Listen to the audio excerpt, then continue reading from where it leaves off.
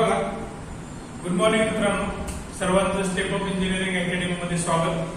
तुम्हाला वाटत असेल आणि माहिती मी ग्रुपवर मेसेज पण टाकला होता, तुम्ही बघितलं पण असेल की आपली नवीन बॅच अनाउन्स आहे, नवीन बॅच येते राईट. जी काय आपण नवीन बॅच घेणार आहोत तर ती कम्प्लिटली ऑफलाईन बॅच घेणार आहोत, कम्प्लिटली ऑफलाईन बॅच घेणार आहोत. बघा, मग जे काय ऑफलाईन बॅच मध्ये की मुलांना भरपूर सारा प्रश्न पडतो, ऑनलाईन किंवा ऑफलाईन. सर आता ऑफलाईन कशामुळे चालू करताय? तर लक्षात घ्या, आपल्या जे काही ऑनलाईन बॅच ऑलरेडी चालू आहेत त्या चालूच राहतील.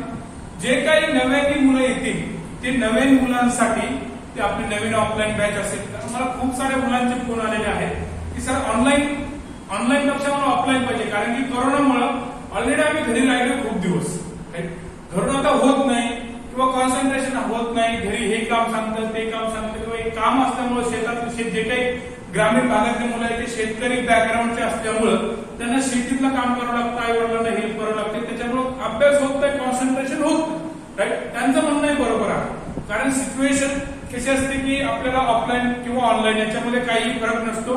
टीचिंग आपण दोन्ही सारखी देतो, फक्त ऑफलाईन मध्ये हा फरक होतो की तुम्ही जास्त वेळेस मल्टिपल टाइम्स तुम्ही डाऊट विचारू शकता. राईट, पण काय होतं की आता सर ऑनलाईन घेणं पर्याय नव्हता, कारण की जी काही कोरोनाची दुसरी लाट आली त्या कोरोनाच्या दुसऱ्या लाटमुळे सगळं काही बंद पडलं होतं. परत आता जे काही चालू झाले, आता तुमची जी काही नवीन ऑफलाईन बॅच असेल ती कम्प्लिटली ऑफलाईन बॅच असेल. बघा, त्या ऑफलाईन बॅच मध्ये आपल्याला स्टडी करत असताना कोर्सचं मी तुम्हाला थोडंसं डिटेल सांगतो. कोर्सचा स्टडी करत असताना आम्ही याच्यात कुठल्याही आमच्या क्लासला प्रमोशन करत नाहीये, काय करत नाहीये. लिगल जे काय आपल्याकडचे कंटेंट आहे ते फक्त एक्झॅक्टली कंटेंट आम्ही तुम्हाला काय देणार आहोत ते फक्त डिलिव्हर करत आहोत. कुठल्याही प्रकारे बॅचचं प्रमोशन नाही, कुठल्याही प्रकारचं काही नाही. फक्त तुम्हाला एक्झॅक्टली बॅच मध्ये कंटेंट कुठले आहेत, काय कुठलं आहे ते तुम्हाला या ठिकाणी सांगितलं जाईल. बघा, याच्यानंतर तुम्हाला एक पॉवर सिस्टमचा एक्झॅक्टली स्टडी कसा करायचा त्याचा व्हिडिओ अपलोड होईल 40 ते 45 मिनिटाचा. त्याच्यावर ही स्टडी बघा, आपण कोर्स मध्ये एक्झॅक्टली कुठले कुठले सब्जेक्ट या ठिकाणी स्टडी करणार आहोत. तर power system and switchgear and protection, electrical machine, measurement, control system, digital electronics, analog electronics, power electronics, network analysis, basic electrical engineering त्याला BW बोलतो, नेटवर्क एनालिसिसला याला ENA बोलतो किंवा network theory, basic electronics engineering. Right, हे झाले टेक्निकलचे subject. हे झाले टेक्निकलचे सब्जेक्ट. नॉन टेक्निकलचे सब्जेक्ट म्हणजे क्वांटिटेटिव्ह ऍप्टिट्यूड असेल, लॉजिकल रिझनिंग असेल किंवा मराठी लँग्वेज असेल. राईट, हे जे काही MSEB चा पेपर असतो, हा MSEB चा पेपर आपल्याकडे 150 मार्क साठी MSEB चा पेपर असतो. राईट, 150 मार्क साठी MSEB चा पेपर. मग 150 मार्क साठी जो काही MSEB चा पेपर असतो त्या 110 मार्क्स तुमचे इलेक्ट्रिकल इंजिनिअरिंगच्या सिलेबसवर असतात आणि 40 मार्क तुमच्या नॉन टेक्निकल वर असतात. नॉन टेक्निकल वर म्हणजे कुठल्या टॉपिक वरती? क्वांटिटेटिव्ह ऍप्टिट्यूड, लॉजिकल रिझनिंग आणि मराठी. राईट, मग आता प्रिपरेशन करत असताना किती महिन्याचा क्लास असेल किंवा क्लासचं ड्युरेशन किती असेल तर पहिला पॉइंट मी क्लिअर करतो. जे काही 3 महिने, 2 महिने, 4 महिने असे जे बोलतं, किंवा आम्ही काही लोक सांगतो 3 महिने इलेक्ट्रिकल इंजिनिअरिंगचा आमचा कोर्स असतो. जेन्युअनली काही गोष्टी सांगतो, 3 महिन्यात इलेक्ट्रिकल इंजिनिअरिंग संपणे इतकी इलेक्ट्रिकल इंजिनिअरिंग सोपी नाही. पहिला पॉइंट, 3 महिन्यात आपली बॅच नसते. आपली बॅच मिनिमम 5 मंथची असते, मिनिमम 5 मंथ्स. 5 मंथ्स मध्ये काय काय कव्हर केलं जातं त्यापैकी 1 महिना तुमचा power system and switchgear and protection, 1 मंथचा syllabus power system switchgear. Start करतानाच पॉवर सिस्टम स्विचगिअर पासून करतो, म्हणजे 1 महिना तुमचा कम्प्लिटली पॉवर सिस्टम स्विचगिअर. त्याच्या पलीकडे दुसरा कुठलाही सब्जेक्ट नाही. त्याला पॅरलल मध्ये क्वांटिटेटिव्ह ऍप्टिट्यूड, त्याला पॅरलल मध्ये क्वांटिटेटिव्ह ऍप्टिट्यूड. कशाला? पॉवर सिस्टमला पॅरलल क्वांटिटेटिव्ह ऍप्टिट्यूड. नेक्स्ट दुसऱ्या महिन्यामध्ये फक्त इलेक्ट्रिकल मशीन, याला 1 महिना. इलेक्ट्रिकल मशीन मध्ये सिंपल नाही, जे 5 मशीन येतात: transformer, DC machine, synchronous machine, next induction machine, त्यानंतर स्पेशल पर्पज मशीन. राईट, जे काय आहे ते 1 महिन्यात कव्हर केलं जातं. राईट, त्याला पॅरलल मध्ये लॉजिकल रिझनिंग. बघा शेड्यूल बघा कसं असतं. पॉवर सिस्टम दररोज अडीच तास पॉवर सिस्टम,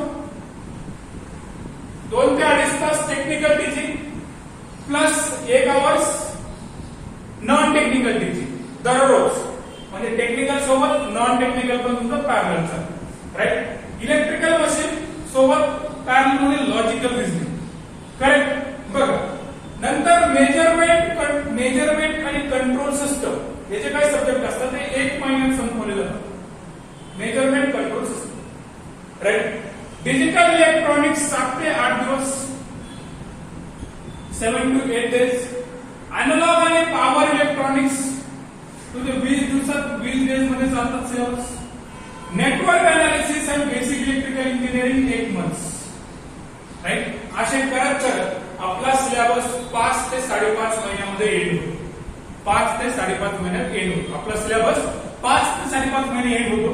मग हे बाकीचे सब्जेक्ट शिकवत असताना आपण नॉन टेक्निकल काय करणार, तर जसा तुमचा नॉन टेक्निकलचा सिलेबस कव्हर होईल, म्हणजे लॉजिकल रिझनिंग आणि मराठी क्लासला कव्हर करतो. जसं लॉजिकल रिझनिंग कव्हर होईल, लॉजिकल रिझनिंग कव्हर झाल्याच्या नंतर परत पहिल्यापासून क्वांटिटेटिव्ह ऍप्टिट्यूडची रिव्हिजन घेतली जाते. ऑफलाईनला जे काही मुलं आहेत आम्ही कॉन्टॅक्ट नंबर देऊ, तुम्हाला कोणाला पाहिजे असेल तर. क्वांटिटेटिव्ह ऍप्टिट्यूड 3 वेळेस शिकवले. क्वांटिटेटिव्ह ऍप्टिट्यूड 3 वेळेस शिकवलं. तुम्ही विचारू शकता ऑफलाईनच्या मुलांना, ऑनलाईनच्या मुलांना पण विचारू शकता. त्याच्यानंतर जसं एक सब्जेक्ट कव्हर होईल तसं एक टॉपिक याच्यात परत रिवाइज केलं जाईल, राईट. प्रत्येक संडेला या ठिकाणी टेस्ट तुमची कंडक्ट केली जाते.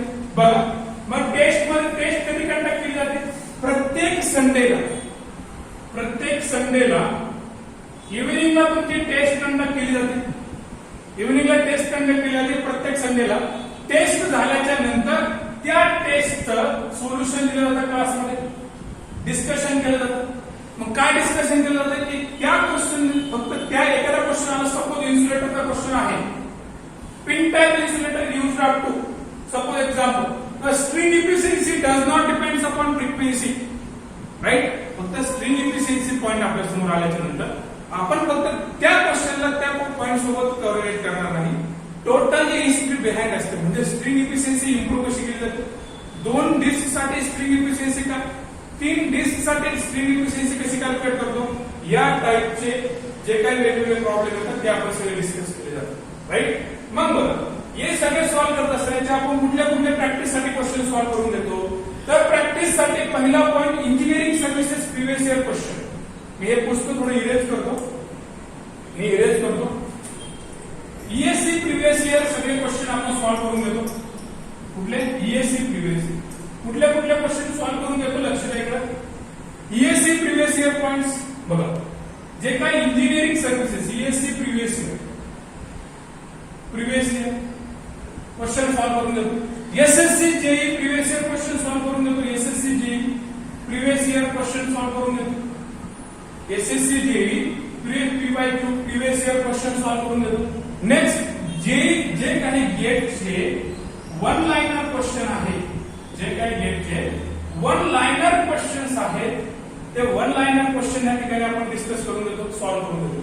नंतर suppose power system subject, power सिस्टमचा रेफरन्स कुठला, सीएल वाढवा, टोटल सीएल वाढवा क्लास मध्ये सॉल्व्ह करून घेतो. 1 महिना आपण तेच करतो. Concept theory question, concept theory question, right. त्याच्यात फक्त थेअरीचा अभ्यास नाही, आपण न्यूमेरिकलचा पण अभ्यास केला जातो. साइड बाय साइड तुम्हाला न्यूमेरिकलचे सगळे पॉइंट त्या ठिकाणी क्लिअर करून घेतले जातात. बघा मग जे काय रेफरन्स बुक असतात, रेफरन्स बुक मध्ये कुठला सीएल वाढवा, जे काही सीएल वाढवाचं बुक आहे 524 एमसीक्यूज आहे. किती 524 एमसीक्यू. एक ना एक क्वेश्चन क्लासमध्ये सॉल्व्ह करून घेतलाय आणि तो तुमचाही घेतला जाईल, राईट. मशीनचा सेपरेट ऑथर, एक सेपरेट ऑथर कुठला, जेबी गुप्ता मशीनचा एक मोठा ठोकळा आहे, त्याचं सेपरेट ऑथर, त्याचे मशीनचे सगळे क्वेश्चन त्याचे सॉल्व्ह करून घेतले जाते. प्रिव्हियस ह्या सगळ्या सब्जेक्टचे ईएससी प्रिव्हियस इयर असतील, एसएससी जेई पीवायक्यू असतील किंवा गेटचे जे काही 1 लाइनर पीवायक्यूज असतील, प्रिव्हियस इयर क्वेश्चन, त्या सगळे तुमचे क्वेश्चन त्या ठिकाणी सॉल्व्ह करून घेतले जातात, राईट. बघा नेक्स्ट हे जे काही संपूर्ण सिलेबस शिकवला जातो त्या संपूर्ण सिलेबसचं तुम्हाला लास्टला इमेज मॅपिंग दिलं जातं. लास्टला जेव्हा सिलेबस कंप्लीट होईल तेव्हा इमेज मॅपिंग दिली जाते. इमेज मॅपिंग म्हणजे काय बघा, इमेज मॅपिंग म्हणजे काय की पिक्चरिकल रिप्रेझेंटेशन करतो आपण. सपोज पॉवर इलेक्ट्रॉनिक्स सारखा सब्जेक्ट आहे, पॉवर इलेक्ट्रॉनिक्स सारखा सब्जेक्ट लक्षात राखतो, मग त्याला पिक्चरिकल रिप्रेझेंटेशन केलं जातं. म्हणजे संपूर्ण सब्जेक्ट एक कॉम्पॅक्ट करून हार्डली 2 ते 3 पेजेस मध्ये. याचा फायदा काय केला जातो, याचा फायदा जेव्हा आपण एक्झामला जातो, एक्झाम हॉलच्या बाहेर असताना 2 तास आपण रेफरन्स वाचू शकत नाही, 2 तास कुठल्याही नोट्स वाचू शकत नाही. त्यामुळं सगळ्यात जास्त इम्पॉर्टंट आपण इझिली 10 ते 12 पानं वाचू शकतो, राईट. म्हणून जे काय आपण पॉवर इलेक्ट्रॉनिक्स सारखा सब्जेक्ट असेल, नेटवर्क अनालिसिस सारखा सब्जेक्ट असेल, पॉवर सिस्टमची पीवायके चालू आहे, पॉवर सिस्टमची इमेज मॅपिंग तुम्हाला थोड्याच दिवसात पॉवर सिस्टमची इमेज मॅपिंग ग्रुपवर अपलोड पण केली जाईल. पॉवर सिस्टमची इमेज मॅपिंग म्हणजे काय की एक्झॅक्टली पॉवर सिस्टमचा सपोज इफेक्ट, फेरंट इफेक्ट तुम्ही शब्द लिहिला. सपोज इमेज मॅपिंग म्हणजे काय, सपोज फेरंट इफेक्ट शब्द लिहिला. फेरंट इफेक्ट एक्झॅक्टली कुठल्या फॅक्टरमुळे होतो, फेरंट इफेक्ट मिनिमाइज कसा करायचा, फेरंट इफेक्ट का होतो, किती व्हॅल्यूचा ओहम लावा लागतो, किती व्हॅल्यूचा रिएक्टर शंट मध्ये कनेक्ट केला जातो. म्हणजे फक्त फेरंट इफेक्ट केल्याच्या नंतर हे सगळे फॅक्ट हिस्ट्री तुम्हाला ऑटोमॅटिक रिकॉल केली जाते. तशी त्याला म्हणतो आपण इमेज मॅपिंग किंवा माइंड मॅपिंग. त्याने काय होतं की इमेज मॅपिंग किंवा माइंड मॅपिंग एक्झामच्या अगोदर रिव्हिजन देण्यासाठी तुमच्याकडे प्रॉपर कंटेंट अवेलेबल असतं, प्रत्येक सब्जेक्टचं दिलं, राईट. बघ, नॉन टेक्निकल सिलेक्शन साठी खूप इम्पॉर्टंट असतं. नॉन टेक्निकल जोपर्यंत आपलं परफेक्ट होत नाही तोपर्यंत आपलं त्या ठिकाणी सिलेक्शन होत नाही. बघ, मग नॉन टेक्निकल साठी काय करतो, प्रत्येक संडेला नॉन टेक्निकल वरती टेस्ट होतेच होते, टेक्निकल वरती पण टेस्ट होते. जसा तुमचा टॉपिक कव्हर होतो तसे प्रिव्हियस इयरचे जे काय बँकिंगचे क्लॅरिकलचे पेपर असतात किंवा बँकिंगचे प्युअर प्रीमियम लेवलचे पेपर्स असतात, सगळे तुमच्या ऑफलाईन क्लासमध्ये सॉल्व्ह करून घेतले जातात. कुठल्याही प्रकारचे घ्यायले. म्हणजे जोपर्यंत तुमचा टेक्निकल चालतो तोपर्यंतच तुमचं नॉन टेक्निकल पण चालतं. असं नाही की 2 महिन्यात नॉन टेक्निकल सोडून दिलं जातं, राईट. हे सगळे कंटेंट तुम्हाला प्रोव्हाइड केले जातं. कुठल्याही प्रकारचे या जे काही आम्ही कंटेंट देतो त्यात कुठल्याही प्रकारचं त्याच्यात कॉम्प्रोमाइज केलं जात नाही.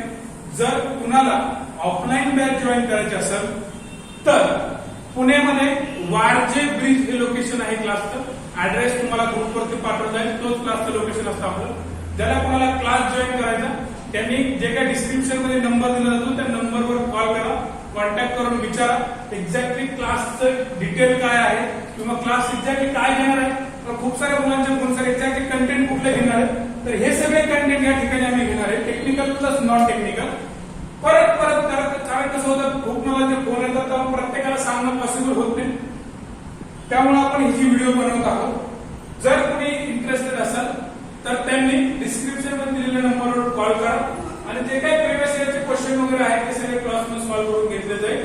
ओके, कुणाला काही डाऊट असेल तर तुम्ही कमेंट बॉक्स मध्ये तुम्ही कमेंट करा, तुमचे सगळे डाऊट क्लिअर होत जातील. ओके, चल, थँक्यू सो मच.